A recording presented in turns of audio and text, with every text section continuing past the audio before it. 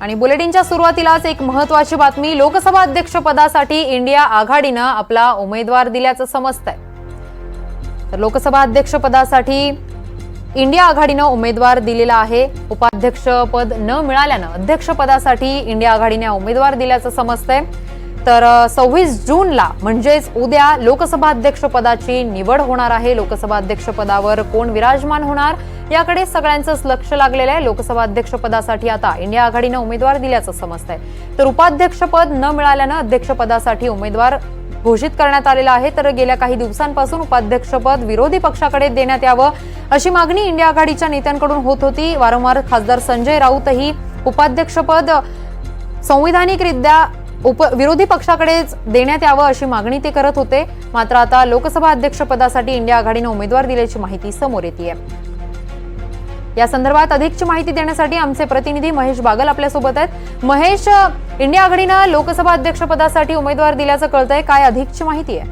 नक्कीच लोकसभा अध्यक्षपदासाठी निवडणूक होणार हे आता जवळपास स्पष्टच झालेलं आहे। एनडीए कडून ओम बिर्ला यांचं नामांकन भरण्यात आलेलं आहे। तर आता विरोधी पक्षाकडूनच के सुरेश यांची उमेदवारी जाहीर करण्यात आलेली आहे।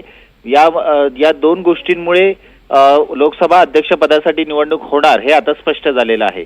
या अगोदर उपसभापती साठी नाव आम्ही उमेदवार देणार नसल्याचं इंडिया आघाडीकडून स्पष्ट करण्यात आलेलं होतं।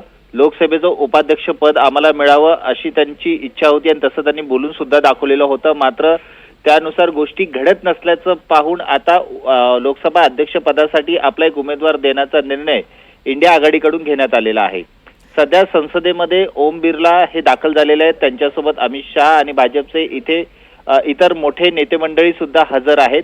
त्यांच्याकडून त्यांच्या उमेदवारीचा अर्ज दाखल केला जातोय आणि त्याला अनुसरूनच त्यांच्या विरोधात उमेदवार द्यायचा आहे म्हणून के सुरेश यांची उमेदवारी महाविकास आघाडीकडून जाहीर करण्यात आलेली आहे।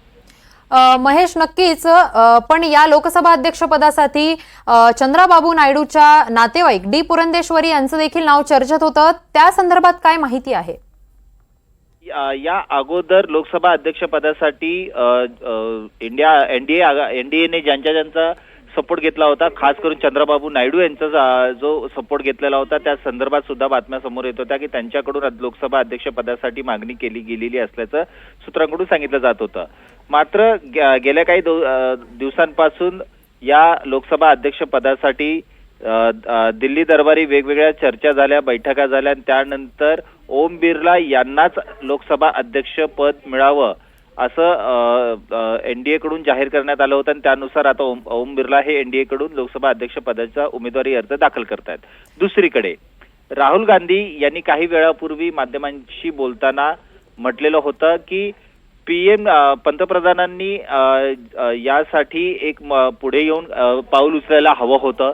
आमच्या मागणीनुसार आम्हाला उपसभापती पद न मागता आम्हाला लोकसभेचं उपाध्यक्ष पद द्यावं, कारण लोकशाहीमध्ये या गोष्टी घडत असतात आणि त्यानुसारच लोकशाही चालायला हवी असं।